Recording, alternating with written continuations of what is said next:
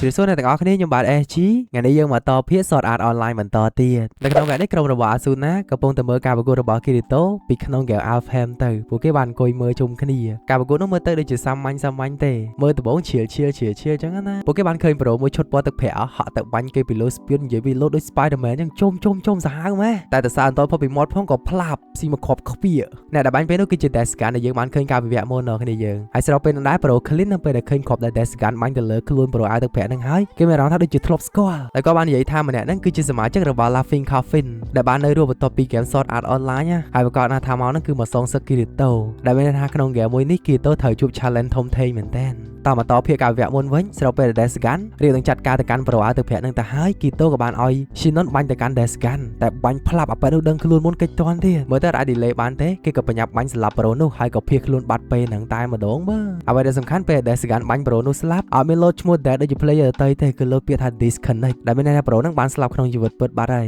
យបន្ទាប់ពី Descan បានធ្វើការដកថយទៅ Shinon ក៏បាន scan map មើលឈ្មោះរបស់ Descan ហ្នឹងក្នុង game ហ្នឹងគេដាក់ឈ្មោះអីដោយសារតែ Descan ហ្នឹងវាប្រើឈ្មោះពិតឬក៏ឈ្មោះ Descan ទេគ្នាយើងKirito ក៏បានបញ្យល់ Shinon ថាអ្វីដែលសំខាន់ពេលនេះពួកគេត្រូវតែទប់ទល់ Descan ហ្នឹងពីការស្លាប់ player បើមិនអញ្ចឹងទេស្លាប់ពេញណាពេញណីលើហើយ Kirito បញ្យល់គ្រប់បែបយ៉ាងគោលដៅរបស់ពួកគេពេលនេះគឺមានតែបញ្ឈប់ Descan ហ្នឹងឲ្យបានបើមិនអញ្ចឹងទេនឹងមានអ្នកស្លាប់បន្តទៀតបន្ទាប់ពីស្ដាប់ការបញ្យល់របស់ Kirito ហើយ Shinon ក៏បានយល់និងសូមដើរតាម Kirito ពួកគេអាចដើរបែកគ្នាបានទេចាំដល់ពេលពួកគេស្លាប់ Descan ចប់ទៅចាំពួកគេលេងហ្គេមហ្នឹងតាមក្រោយក៏បានដែរឡងពេលពួកគេដើរនិយាយគ្នាសុកក៏ស្រាប់តែមានអ្នកឆ្លក់បាញ់ Kirito ក៏បានដកដៅគវីក្រមួយនោះចេញឡើងខ្ទេច Kirito ប្រាប់ Shinon ថាចាំបាញ់ support ពីក្រោយខ្នងទៅគេបញ្ឆោតជាមួយនឹងឲ្យស្របពេលដែលនោះកំពុងតែបាញ់ Kirito កាប់ប៉ងគ្មានទេ Shinon ដាក់មក snap ប៉ាំងអាយ៉ាស់ខ្លួនជាពីរងាប់បាត់តែម្ដងមើលសាហាវដល់ក៏បន្ទាប់ពីប្រើតិចនិចមួយនេះចាត់ការប្រូនឹងហើយពួកគេក៏មានក្បាច់ថ្មីដើម្បីអាចចាត់ការ Descan បាន Kirito ជាអ្នកចូលបញ្ឆោតហើយចាំឲ្យ Shinon ជាអ្នក support ពីក្រោយខ្នងពួកគេបានធ្វើដំណើរទៅដល់កន្លែងដាច់ស្រយាលមួយតាមរយៈការ scan map របស់ Descan ណានៅទីនោះពួកគេបាន scan map មើលទៅឃើញថាឈ្មោះក្នុង map របស់ Descan ហ្នឹងគឺ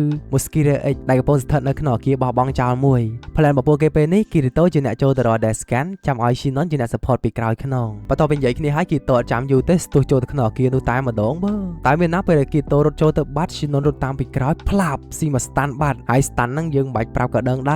រគឺជារបស់ Descan នឹងឯង Descan ក៏បានបាំងកាយមករក Shinon ចាំបាញ់សម្លាប់នាងចោលយើងបានឃើញឯងតាមយើងមួយថ្ងៃហើយឯងមានការអីមែនទេឬក៏ឯងចង់ស្លាប់ដើម្បីបញ្ជាក់ថាអ្នកដែលមកជាមួយនាងគឺជា Kirito យើងមានតែសម្លាប់នាងចោលទេព្រោះ Kirito ទៅជាសត្រូវពិតប្រាកដរបស់យើងហើយដូចយើងដឹងអញ្ចឹងបាទ Descan នេះបាញ់សម្លាប់ចោលនិងស្លាប់ក្នុងជីវិតពិតឯមែនអត់គ្នាយើងអូយដល់ក៏មានណានោះដកកំភ្លើងមកស្របពេលហ្នឹងកំភ្លើងដែល Descan កាន់គឺជាកំភ្លើងមួយប្រភេទដែលដូចទៅនឹងកំភ្លើងរបស់ចោល Shinon បាញ់សម្លាប់របស់អ្នកគ្នា Shinon គ្រាន់តែឃើញកំភ្លើងហ្នឹងហើយធ្វើនាង flashback ទៅដល់ដេតកាកាលនាងសម្លាប់មនុស្សនាងភ័យធ្វើឲ្យអត់កើតមកញ័រដៃញ័រជើងបណ្ដោយនាងគិតថានេះគឺជាព្រះដាក់ទោសនាងហើយដែលនាងធ្លាប់សម្លាប់មនុស្សនាងញ័រដៃញ័រជើងកាំងមកកន្លែង Descan ក៏បានអាមមេកំភ្លើងផ្លាប់យានឹងបាញ់នាងទៅហើយហ្នឹងតែក៏ប៉ាំងស៊ីមកខប់ចំស្មាស្ដាំអនុវត្តចាំយូរទេដាក់មេប្រុយរត់បដោយមានស្មុកមួយបោះមកផ្លាប់អ្នកដែលមកពេលនោះគឺជា Kirito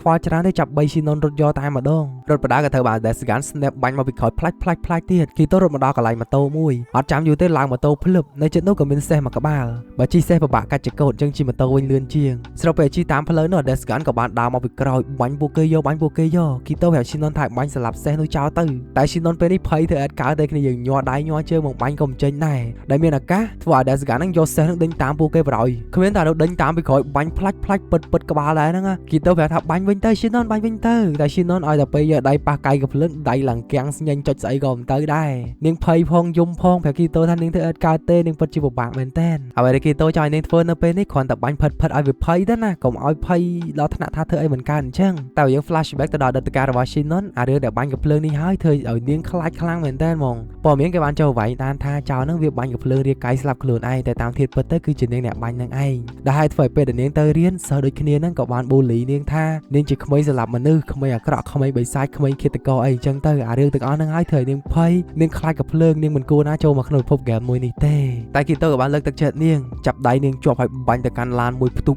បឹងពេលនឹងយើងអត់ដឹងថា Descan ស្លាប់ឬក៏រស់ទេពួកគេទាំងពីរនេះបានភៀសខ្លួនមកដល់តំបន់វាលរហោឋានសត្វដីខ្សាច់មួយចូលលាក់ពួនក្នុងរូងភ្នំប បើតាមការសន្និដ្ឋានរបស់គីតូដែលស្កាតតងាប់ទេព្រោះពេលហ្នឹងគីតូបានឃើញវាលុតចេញពីសេះអញ្ចឹង 100% វានៅរស់ហើយពេលហ្នឹងយើងក៏បានដឹងថាតាមពិតទៅ Mosquito X ដែលគីតូឃើញក្នុង map មុនហ្នឹងមិនជា Descan ទេគឺជានារីស្រស់ស្អាតម្នាក់ដែលនាងត្រូវបានគេបាញ់ស្លាប់នៅក្នុង game ហើយអញ្ចឹងបានជាគីតូទៅលួច smoke លួចកំភ្លើងរបស់នាងទៅជួយអាចារ្យ Shinon ហ្នឹងណាចាំមិនថាឈ្មោះរបស់ Descan អត់ដឹងថាជាអីប្រកាសទេអត់ឃើញក្នុង map ហ្មងម្លងពេលដែលពួកគេនៅពីរនាក់ពួកគេក៏បាននិយាយពីរឿងក្នុងចិត្តនិយាយពីអារម្មណ៍ភ័យខ្លាចរៀងៗខ្លួន Shinon បានប្រាប់ទៅកាន់គីតូការពិតថានាងស្លត់ស្លាប់មនុស្សនៅក្នុងជីវិតពិតអីចឹងទៅហើយក៏កេងកាយផ្លូវគីតូតែគីតូផ្ទាល់ក៏បានប្រាប់សារភាពការពិតដូចគ្នាថាគេក៏ធ្លាប់ស្លាប់មនុស្សដែរការវិញ្ញាណ Sword Art Online ដែលស្លាប់ក្នុងហ្គេមមកក្នុងជីវិតពិតនិយាយទៅពួកគេឆ្លងកាត់បទពិសោធន៍ដូចគ្នាតែអ្វីដែលសំខាន់នៅពេលនេះគីតូគឺជាមនុស្សម្នាក់ដែលចេះទប់អារម្មណ៍ហើយឈៀលខ្លាំងមែនទែនផ្ទុយពី Shinon ដែលនាងភ័យគ្រប់ពេលដែលនាងឃើញកំភ្លើងឆ្លងកាត់រឿងទាំងអស់មុនហ្នឹងគីតូអត់សុំអីច្រើនទេគេចង់សុំឲ្យ Shinon ហ្នឹងលេះហ្គេមទៅបាច់លេងទៀតទេ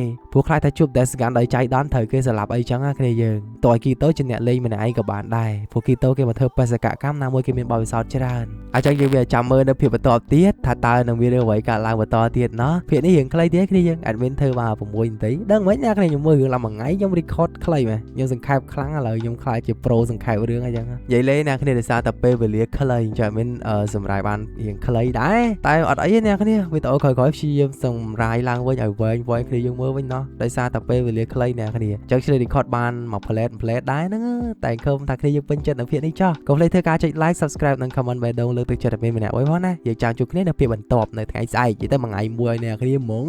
ចុយចឹងចាំមានប៉ុណ្្នឹងទេហើយក៏អរគុណទៅដល់គ្នាដែលបាន support admin តាមរយៈ ABA ក៏ដូចជាអ្នកលើកទឹកចិត្តហើយចិត្ត 6k អ្នកគ្នាសាប់ម្នាក់មួយលឿនៗណោះចាំមានប៉ុណ្្នឹងទេពីចំណុចនេះខ្ញុំបាទ AG សូមអរគុណនិងសូមគោរពលាបាយបាយ